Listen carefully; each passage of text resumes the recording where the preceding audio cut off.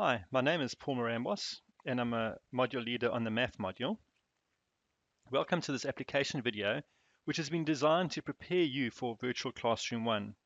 Before viewing this video, please ensure that you've carefully read the background information for the case study. So let's get started.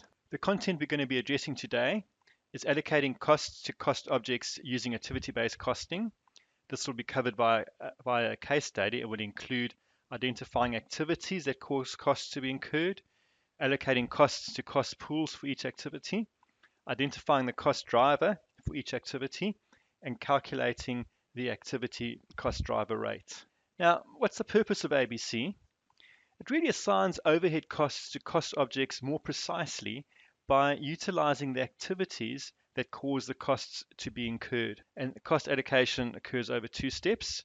Firstly, to activities undertaken to supply products or services, and secondly, to cost objects, which are normally products or services, but can also be customers, groups of customers, stores, regions, etc.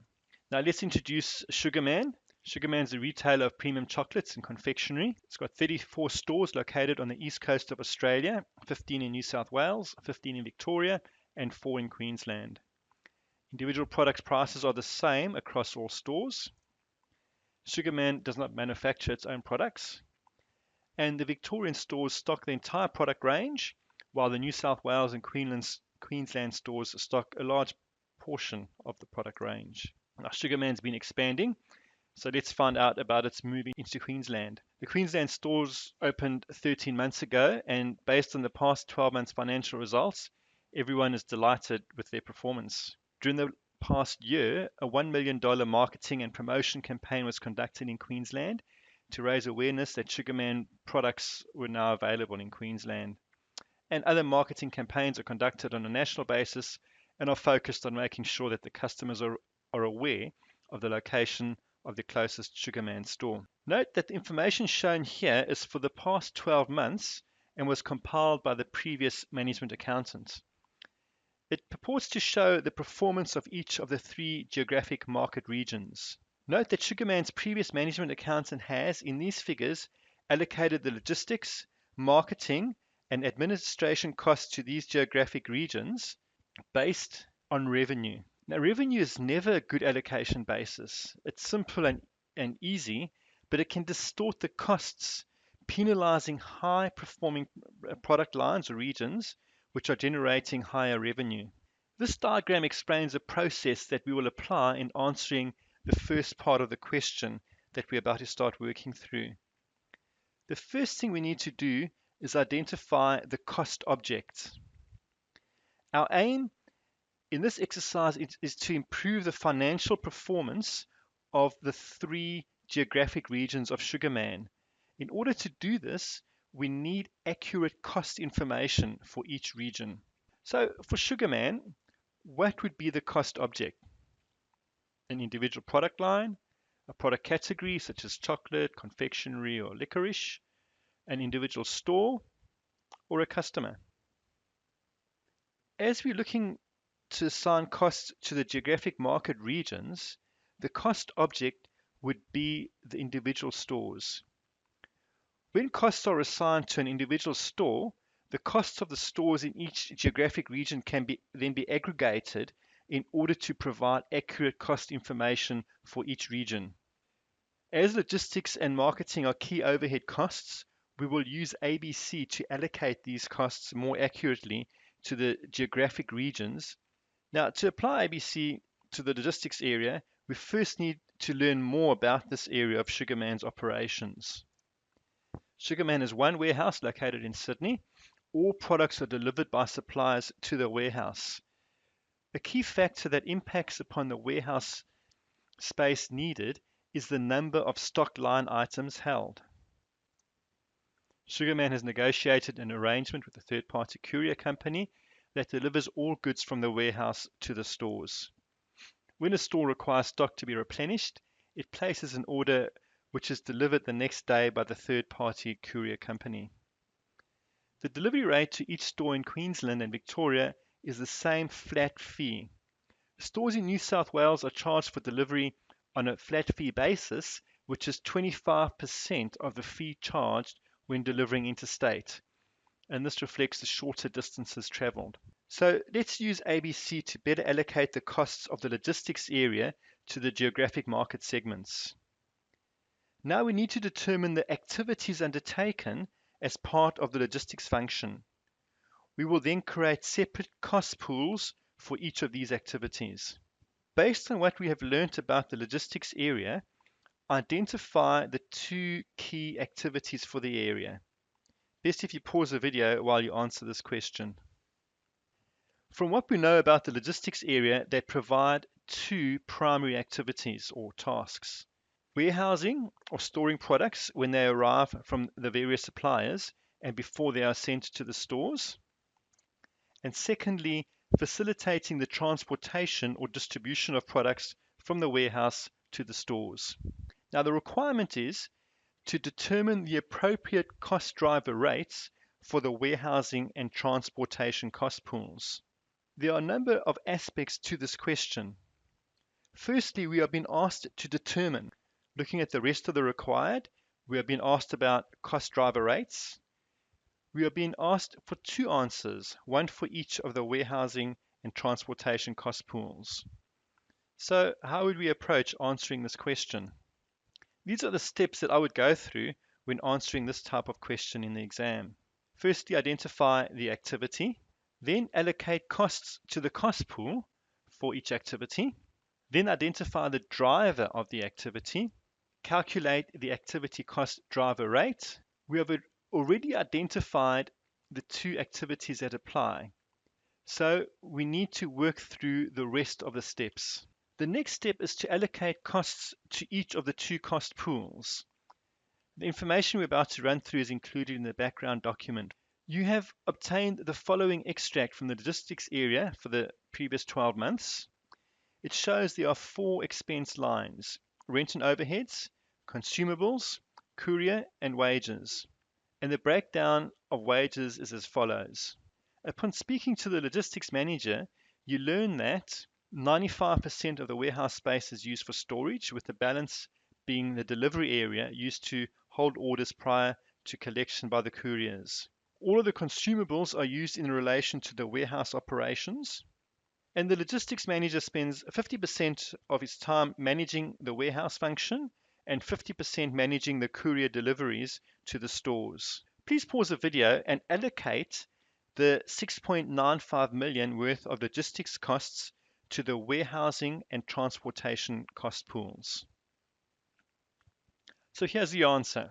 We allocate 95% of the rent and overheads to the warehousing cost pool, with the remaining 5% allocated to the transportation pool. 100% of the consumables relate to warehousing. All of the courier costs relate to the transportation activity cost pool. Wages are split based on the activity performed, as shown in the table at the bottom of the slide. You can see that the logistics manager's costs have been split 50-50 based on where time is spent.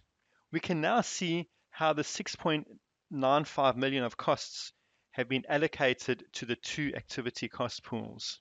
We have now worked through the first two steps: identify the activities and assigning costs to the respective activity cost pools. The next step is to consider the driver for each of the activities. To do this, it's best to think like the logistics manager at SugarMan and determine what would cause more of each of the activities of warehousing and transportation. An increase in each of these drivers would increase the costs in the relevant cost pool. So let's start with the warehousing cost pool and determine the main driver for it. On the screen, you'll see information about the number of deliveries to stores in each state, the number of order lines, items delivered, the number of product lines stocked in the stores in each region, as well as the number of stores in each region. The first thing we need to know is whether there can be more than one activity driver for an activity cost pool. There's only one cost driver per cost pool. So thinking about what causes the logistics manager to incur more warehousing costs, what would be the activity driver for the warehousing cost pool? The number of deliveries to stores in each state, the number of order line items delivered, the number of product lines stocked, the number of stores, or the cost to rent? The answer is the number of product lines stocked. Thinking this through, what causes the logistics manager to incur more costs for warehousing? It would be due to the number of product lines stored. More product lines would mean that SugarMan would need more storage space and more staff to handle the products. Therefore, the activity cost driver for the warehousing cost pool would be the number of product lines stocked in the warehouse. Now let's think about the transportation cost pool and its driver. Which one of the above would be the most appropriate activity driver for the transportation cost pool? Again, thinking about what would cause the logistics manager to incur more transportation costs, the primary cost in this cost pool is a courier charge. What drives more courier costs? In this case, it is the number of deliveries made to the stores. The more deliveries, the more costs incurred. The number of deliveries is therefore the cost driver. We are now at the final step in answering the required. Calculate the activity cost driver rate. To do this, we would take the dollar figure in the cost pool and divide it by the number of activity driver units to get a rate. Let's start with determining the activity cost driver rate for the warehousing cost pool. To calculate the cost driver rate of the warehousing cost pool, we would take the amount of the cost pool, being 3.015 million, and divide it by the activity driver, which we identified as being the number of product lines stored at the warehouse. But what is the number of product lines stored at the warehouse? We have statistics for the number of items stocked in each of the state's stores. How would we know the number of items stocked in the warehouse? We know that Victoria stores have the full product range, and this is therefore the total number of product lines stored at the warehouse. So the answer is 186. This gives a rate of $16,210. Remember to always specify the cost driver as part of your answer. In this instance, it is $16,210 per product line stored. This is the rate for our activity driver. Our activity was warehousing, and the thing that determined how much cost was incurred on warehousing was the number of product lines. We will need to keep this in mind when we allocate the cost to the regions. Now let's look at the transportation activity cost driver rate. Following the same methodology as we did to determine the warehousing activity cost driver rate, we take the amount of the cost pool and then divide it by the driver. In this instance, we identified the driver as being the number of deliveries to stores. Should we use the total 9,300 deliveries to calculate the transportation activity rate? The answer here is no. The reason is that due to the shorter distances traveled to New South Wales stores, the charge is 25% of that of interstate deliveries. That means the activity cost for New South Wales is less. Therefore, we need to adjust for this. Here you can see that we have reduced the weighting down to 25% of the original number to reflect the difference in activity levels between New South Wales and interstate deliveries. This gives 6,150 weighted deliveries. Therefore, the answer is $639.84 per weighted delivery. Note that we have shown the driver rate in this answer.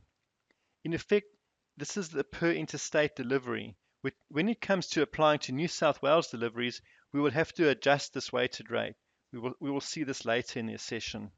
Here's a summary of our answer. So you want the examiner to be able to see your entire thought process in order to gain as many marks as possible. This can only occur if the marker can see your workings. Please take a minute or two to write down any questions you might have and may want to raise either in the live Q&A session or via the discussion forum. The next step is to view application video 2 for Virtual Classroom 1. This will cover preparing a customer profitability analysis. And once you've viewed the 2 application videos, you will be in a position to attend Virtual Classroom 1 live Q&A session, which will focus on using the numbers generated through ABC to manage profitability. It will also work through aspects of a past exam question. That's all for now. I hope that you've found this video useful.